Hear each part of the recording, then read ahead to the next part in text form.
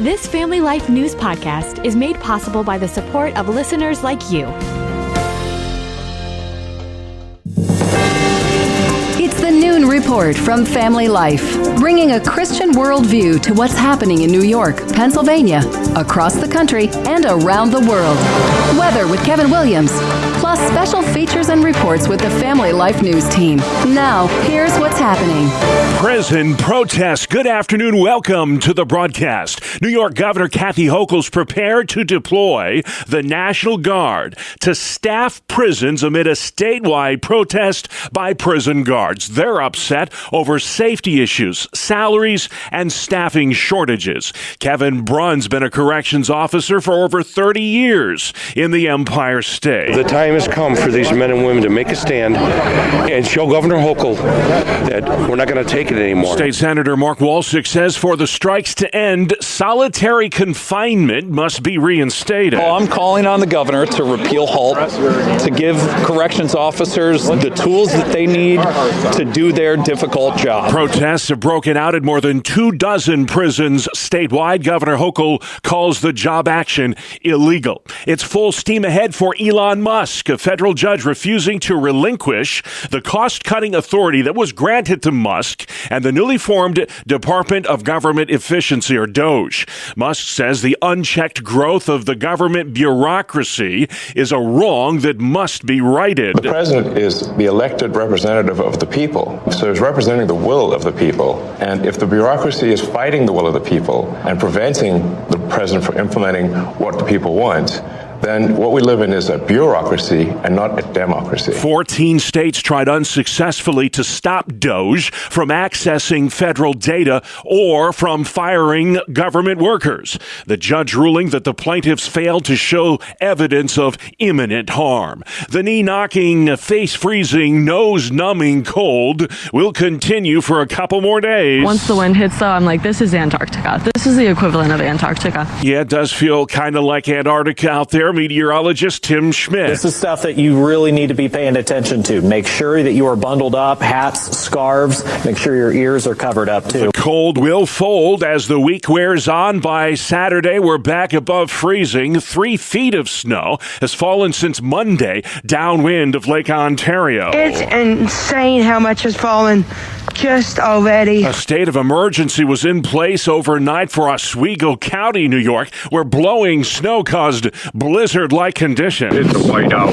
You can't see anything. A lake snow warning continues till 1 o'clock this afternoon for Monroe and Orleans counties in western New York. President Trump is dismissing concerns about Ukraine being left out of the peace talks with Russia in Saudi Arabia. I hear that, they're upset about not having a seat. Well, they've had a seat for 3 years and a long time before that. This could have been settled very easily. U.S. and Russian officials met yesterday in Riyadh. Secretary of State Rubio says President Trump is the only person who can, quote, drive this war to a conclusion, end quote. Israel will receive the bodies tomorrow of 4 dead hostages from Hamas. They include the 2 youngest hostages taken on the October 7th terror attack. The Bibas brothers were just 4 years old and 9 months old. Their father was freed by Hamas on February 1st. 6 living hostages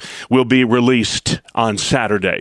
President Trump has signed an executive order to make in vitro fertilization more affordable. The order directs his administration to find ways to reduce the high costs of IVF for Americans struggling with fertility. These are treatments that have become unaffordable for many Americans. White House Staff Secretary Will Scharf. The executive order is a directive to examine ways to make IVF and other fertility treatments more affordable. Health insurance companies are not currently required to cover IVF treatments, which can cost tens of thousands of dollars. Stacey Lynn, Washington. The Vatican says Pope Francis is battling double pneumonia. CBS News medical contributor Dr. John LaPouse. Pneumonia in both lungs in an 88-year-old man is serious, especially since he has underlying lung disease and the treatment is being described as complex. The Pope is said to be in good spirits as he recovers in Rome. Reporter Seth Doan has the latest from the Vatican. We understand that the Pope had a CT CT scan on his chest,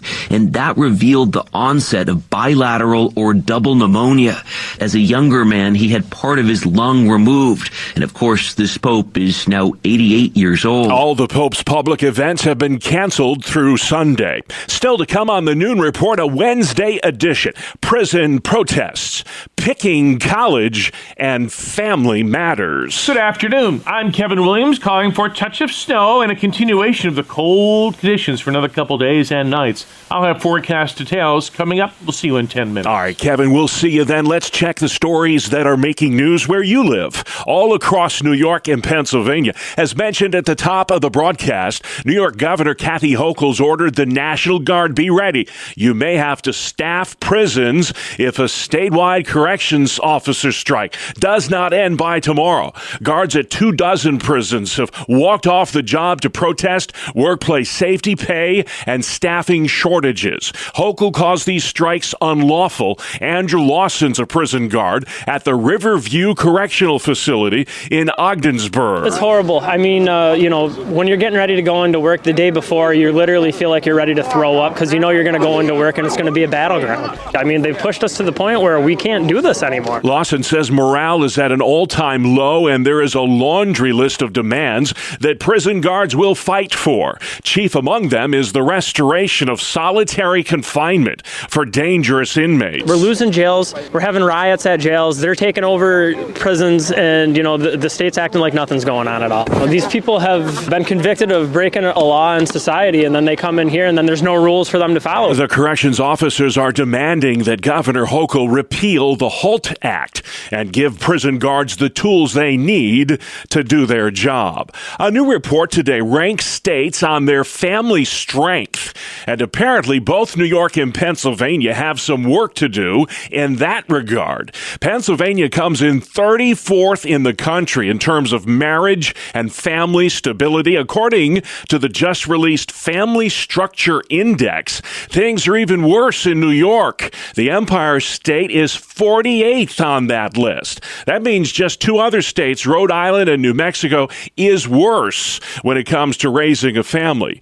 Pro-family groups are troubled by declining marriage rates, low fertility rates, and the decreasing number of children being raised in intact families. Pennsylvania Congressman Glenn Thompson says the judge got it right yesterday in declining that request from 14 states to block the work of Elon Musk and the Department of Government Efficiency. It's so easy to say, well, we're going to work to eliminate waste, fraud, and abuse. Well, you know what? We're really doing it this time. Yesterday, Judge Tanya Chutkin ruled that the states could not prove imminent harm by the actions taken by DOJ. President Trump's instructed that advisory panel root out fraud and abuse at 7 federal agencies. Democrat Jordan Harris chairs the PA House Appropriations Committee. You're talking about a total dismantling of health systems, a total dismantling of educational systems, total dismantling of a whole lot of systems that actually make our nation work. But Republican Torrin Ecker tells ABC 27 he sees it a bit differently. What President Trump is trying to do is looking at government from top to bottom and seeing how money is being pushed out because we're spending money like crazy at the federal government. Pennsylvania Governor Josh Shapiro is suing to recoup about $2 billion in federal funds that the president froze. That money was meant for Pennsylvania. A setback for former Governor Andrew Cuomo in New York. The state's highest court has just ruled that an ethics commission has the right to investigate Cuomo and his $5 million COVID pandemic book deal. Cuomo resigned amid a sexual harassment scandal back in the summer of 2021. A funeral mass will happen today for a fallen firefighter in Binghamton, New York. 40-year-old John Gaudette died last week while battling a 3-alarm fire on Main Street in Binghamton. His fellow firefighters say Gaudette embodied what it means to be a public servant. Whenever we do PR events in the city, he was always the number one person to tell me he would help out. He did a lot, but he was way more than just Binghamton firefighter, Binghamton paramedic. Gaudette leaves behind a wife and 3 young children. The debate raging over illegal immigration has left farmers who rely on migrant labor in a lurch. Our employees all come to us with documents. It's a matter of whether they're legitimate or not. I look at them. If they look good, I move forward. I don't ask questions about how they got here or anything like that. You can kind of tell which ones are nervous. That dairy operator in upstate New York tells Spectrum News that migrant labor is a must on his farm. He fears if the workforce he employs disappears, animal health would decline in a hurry. And ultimately, I think it could shut down the business just because you can't take care of all the animals appropriately if you're minus, let's say, a third of your workforce. Cornell University estimates more than half the 40 to 80,000 farmhands in New York are undocumented workers. Next at noon, Paul Selich at College Assistance Plus in Honeoye Falls, New York. He's talking to Family Life News about how to get the most bang for your college buck. Here's more of our chat on the complicated issues surrounding the college selection process. I say to young people, if you visit Cornell or Ithaca on a fall day and you don't fall in love with it, you must be visually impaired, right? I mean, they're gorgeous places. But when I started this business 20 years ago, those schools were 28, 29 grand. Now they're pushing 70 and 80. In fact, there are 50 schools in the United States now over $100,000 a year. Wow. 20 years ago, there was $200 billion in student loans. Today, there's $1.7 trillion. Next to buying a home, the biggest investment you will make in your life is college. And yet, a lot of times we're going about this wrong. What are some of the common mistakes people make? Well, the biggest mistake I see, Bob, is the lack of understanding about the loans that are available. Yeah. Well, like you said about a mortgage, whoever considers a mortgage financial aid, it's not. It's a loan. There's a deception here on the part of the government and the colleges. They call loans aid. I talk to people in their 50s and 60s are still paying back student loans. Yeah, that's sad. And that's sad. It really is sad because it changes your life. It really does. And, the reality is fewer kids are going to college than they used to be. I'm one of 13 kids. Every one of my siblings went to college on a dairy farmer's income. I don't know how my parents were able to do that. That's changed now. Kids are not going to college as much as they used to. A lot of these kids are saying, hey, why do I want all that debt? I could just go out in the world, get a job, become a welder, become a construction worker, go community college route. Exactly. The first thing we say is, what do you want to do after college? That's so critical because if you don't know what you want to do, now you're driving down a road where you don't know where the end game is. What do you want to do after college? The second thing is, you alluded to, if you don't know really where you want to go or what you want to do, community college for a semester or a year is such an intelligent approach. He makes a lot of sense. That's Paul Selich with College Assistance Plus in Honeoye Falls, New York. His new book, by the way, is called Win College, the right school at the right price. An elderly Pennsylvania man suffered hypothermia this week after spending the night in his crashed SUV. Family Life's Brian Query. The man told authorities he had been trapped in his vehicle in a ditch between Hillcrest Country Club and Hillcrest Drive in Lower Borough, Westmoreland County for over 12 hours. He reportedly crashed his SUV around 5 p.m. on Monday and stayed there until spotted by a passerby who was walking a dog shortly after 8 a.m. on Tuesday. Authorities say the man, reportedly in his 80s, did not have a cell phone to call for help and suffered from hypothermia. Brian Query, Family Life News. The bitter cold has homeless shelters working overtime. Kurt Craze runs Our Neighbor's Place, a shelter that's funded through the Erie United Methodist Church in Erie, Pennsylvania. 2 nights ago, we were at 58. The average is around 47 a night. The individuals who are coming to Our Neighbor's Place are increasingly individuals who are between the ages of 18 and 24. Chuck Nelson with the Upper Room Ministry, also in Erie, tells Jet TV. When it's something where it's not a temporary thing, but like an absolute absolute need, that they have no other options, that's where we step in and open our doors. Currently, both shelters are in need of donations, everything from hand warmers to sweatpants to other forms of thermal clothing. New York Congresswoman Claudia Tenney has introduced a bill in Congress that would establish President Trump's birthday, which is June 14th, as a public holiday. June 14th is currently recognized as Flag Day. 2 years ago, he almost died during a football game, and now a professional athlete continues to give back in Western New York. Buffalo Bills safety Damar Hamlin is launching his Buffalo Heroes Scholarship Program that will support underserved high school and college-bound students who hope to attend Buffalo area private high schools, trade schools, or universities. Beginning this year, 10 scholarships of up to $1,000 each will be awarded annually for tuition, housing, or books. High school graduates and those up to 2 years removed from high school can apply. A link to Hamlin's charity, Chasing M's Foundation, can be found at buffalobills.com. Dee Haley, Family Life News. Thank you, Dee. Sports is next. It's the 2-minute drill on the Noon Report. The U.S. and Canada face off for all the marbles tomorrow night in the first ever Four Nations hockey finale. Sweden and Finland, the other two in the tournament. The puck drops at 8 p.m. from TD Garden in Boston. The Stars and Stripes will be without defenseman Charlie McAvoy. He's been admitted to the hospital for an upper body injury. The NBA regular season resumes tonight. The Lakers host the Hornets in the first game back from the All-Star break. Heading into the final stretch of the season, Oklahoma City and Cleveland are the conference leaders. Jason Tatum and the defending champion Celtics are second in the East.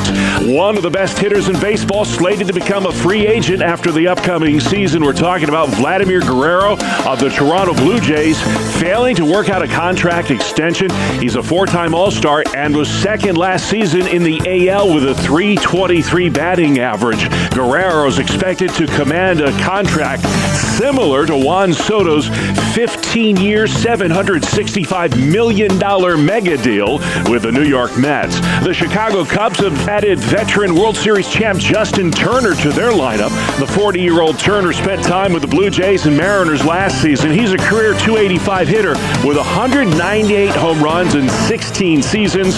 Turner was a member of the LA Dodgers 2020 World Series championship team. Longtime sportscaster Joe Buck is returning to the MLB broadcasting booth for the first time since 2021. He's calling the opening day game between the New York Yankees and Milwaukee Brewers for ESPN. Buck hasn't called a nationally televised MLB game since he left Fox. NCAA men's college basketball action last night. Syracuse losing their third straight, falling by 11 on the road to Pitt. The Orange are 11-16 on the season. Other action saw Mississippi State upset 7th-ranked Texas A&M. 2nd-ranked Florida blew out Oklahoma, while Michigan State topped Purdue in Big Ten action. At the Family Life Sports Desk, I'm Bob Price. And still to come on the Noon Report, Judge dodges on Doge, reshaping refugee resettlements and defending the protests at New York prisons. Welcome to Breakpoint, a daily look at an ever-changing culture through the lens of unchanging truth. For the Colson Center, I'm John Stonestreet. Well, just a few decades ago, it was widely assumed within scholarly circles that Christianity is intellectually indefensible. At best, it's a fairy tale. At worst, it was responsible for nearly every bad thing that occurred in the history of Western civilization. New atheists like Richard Dawkins and Chris Hitchens confidently proclaimed that God was a delusion and that religion poisoned everything. The thought that Christianity could contribute anything true or especially good for humanity wasn't just denied, it was basically mocked. Well, things have changed. In the last few years, many people have deconstructed the naive view of the faith that they'd been brought up to disbelieve. For some, it was the obvious failure of secularism to live up to the promises made on its behalf, especially in the context of uber-woke progressivism and radical Islam. For others, it was realizing that biblical claims keep coming up true. Most notably, historian Tom Holland has, at least in scholarly circles, done more than maybe anyone to restore the reputation of Christianity as a historical force for the good of the world. and that's helped the confidence of Christians at the same time. Perhaps the best recent example of what might be called a renewed proper confidence in Christianity was apologist Wesley Huff's 3-hour conversation with Joe Rogan recently. Not only did Huff have potentially tens of millions of listeners listening in, but also a host that doesn't suffer fools lightly. And if you listen, of course bearing in mind that Rogan's often crass language is not for kids, you'll hear from Huff a strong, clear, and compelling defense of Christianity, including a reliability of the Bible, particularly of the biblical text. It's clear that Huff knows his apologetic stuff, and he delivered it with clarity and with enthusiasm. But it's important to note that even though the reaction to his 3-hour presentation was just what a Christian could hope for, Huff didn't come up with some brand new way of explaining Christianity. The same information he shared is widely available through apologetics books, seminary courses, and apologetic seminars. What was remarkable was just how straightforward it all was. Huff spoke with such confidence, without pandering or evading. Most notably, he did this apologetics thing without apologizing. And apologizing has become a kind of go-to tactic for too many pastors, too many preachers, too many Christian public figures seeking to be relevant to a culture that's hostile to Christ. More than just a mere honest admission about Christian failures throughout history, this trend has been an acceptance of the skeptical narrative that Christianity is anti-intellectual, oppressive of minorities, judgmental, hypocritical, all followed by this, but still give Jesus a chance, attaboy at the end. Now, perhaps the intention behind this, Jesus is great, Christianity is terrible narrative, is noble. But who wants to join a losing team? Still, the main problem with what might be called an obsessive accommodationist approach to apologetics is not only that it rarely works, it's that quite quickly it becomes really difficult to distinguish, both for them and apparently for us too, between an offense taken at a Christian's failure to live up to the truth and an offense taken to the truth itself. In other words, we can never contort ourselves or the gospel enough to make it relevant or palatable enough for those unwilling and unable to face the reality of their sin. St. Paul said it best, we should never be ashamed of the gospel if it truly is the power of God for salvation to everyone who believes. For the Colson Center, I'm John Stonestreet with Breakpoint. All right, good stuff. Thank you, John. Outside we go next. Kevin Williams.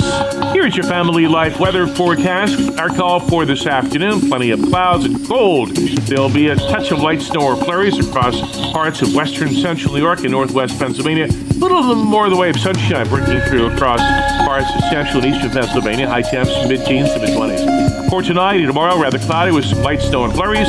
Low temperatures tonight around 10. High temps tomorrow about 20. And then on Friday, clouds, sun, and flurries with a high temperature in the 20s. All right, Kevin, it is bitterly cold today in a lot of places where it usually isn't this cold. Weather watcher David Parkinson. We're going to be setting over 100 cold temperature records today and tomorrow. For tomorrow morning, it is an incredible breath of cold air. You're going to be seeing a wake-up temperature in San Antonio of just 22 degrees.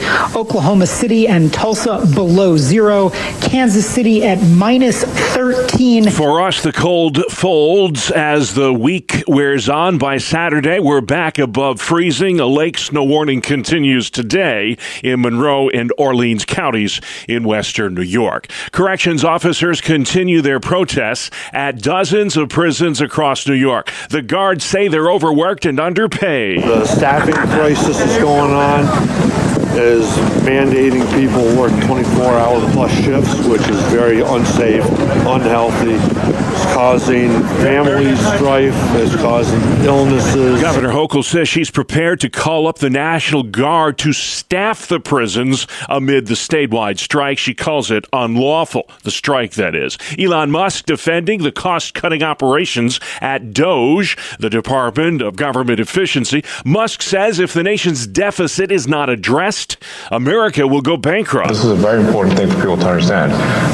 A country is no different from an individual in that if an individual overspends, an individual can go bankrupt, and so can a country. Federal Judge Tanya Chutkan yesterday ruled against 14 states that were seeking a restraining order to prevent DOGE from gaining access to personnel records or firing federal workers. President Trump is sounding upbeat about the prospects for peace to wind down the war in Ukraine. Ukraine.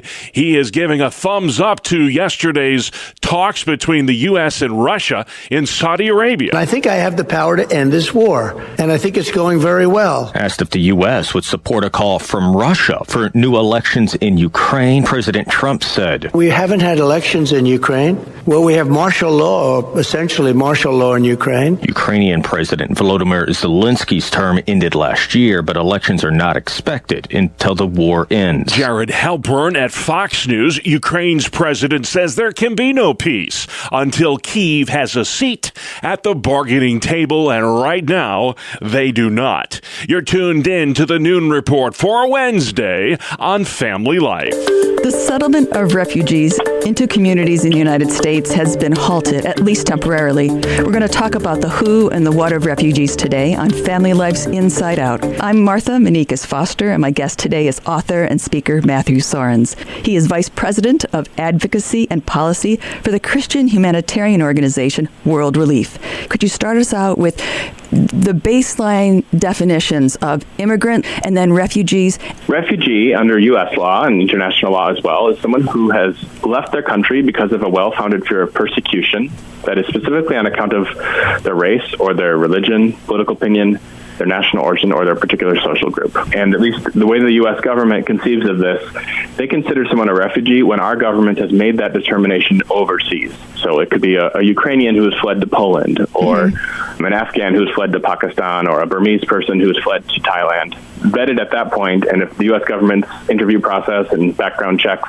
confirm their story, that they indeed have a well-founded fear of persecution for one or more of those reasons, of course also that they're not a public safety threat or public health threat, they could be resettled to the United States, which means they're met at the airport through what's historically been a public-private partnership by a nonprofit organization, most of the time a Christian organization that works with local churches to receive them, help them get on their feet for those first at least 90 days.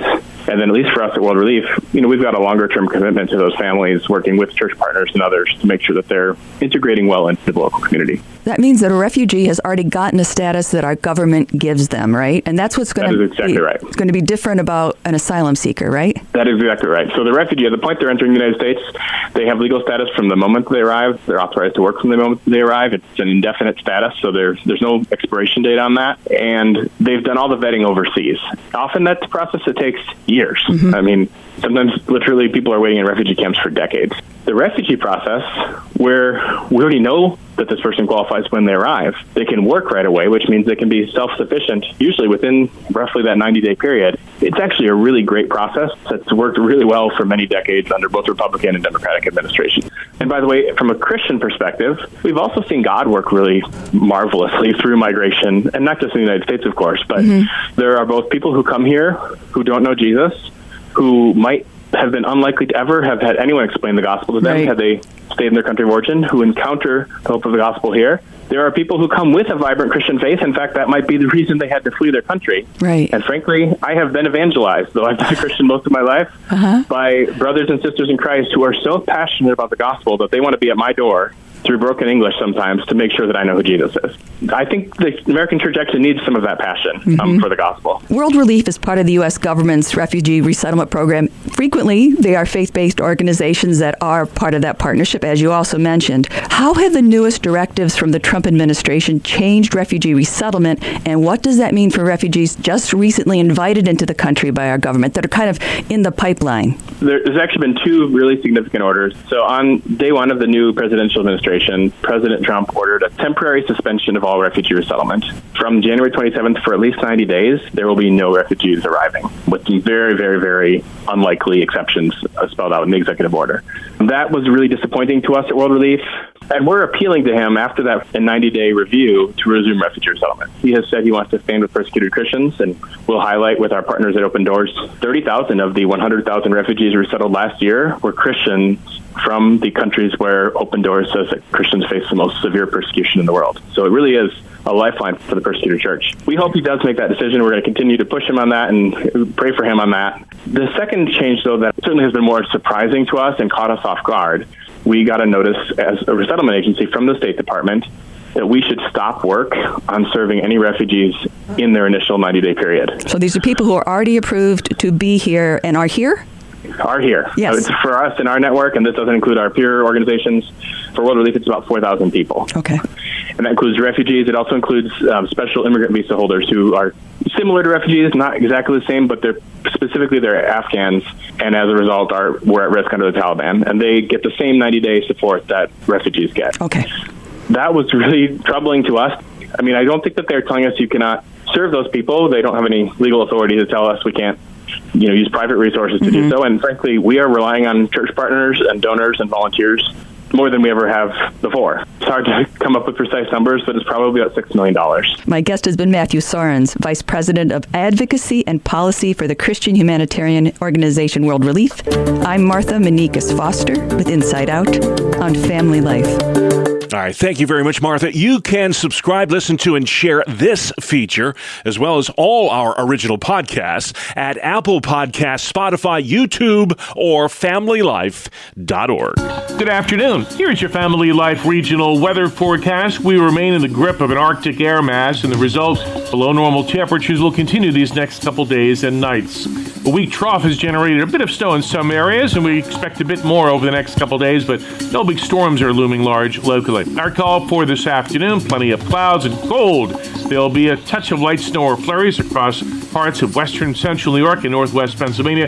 A little more of the way of sunshine breaking through across parts of central and eastern Pennsylvania. High temps, mid-teens to mid-20s.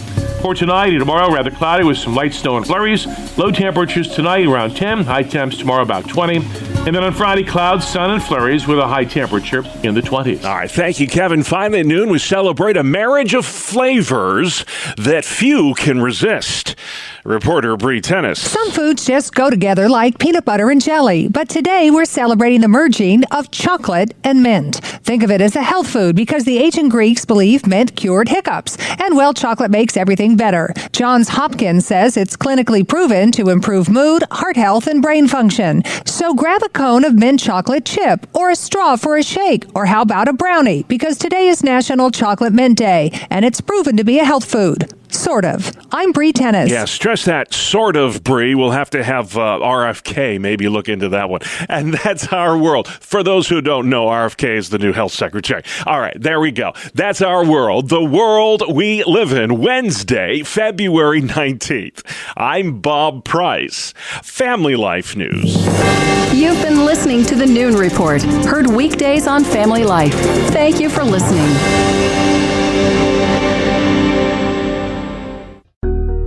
Thank you for listening to this Family Life News podcast. If you've been encouraged by what you've heard, please share it with others and click the subscribe button to automatically receive future episodes. Family Life is a listener-supported ministry. Podcasts like this are made possible by your financial partnership. Find out more at familylife.org.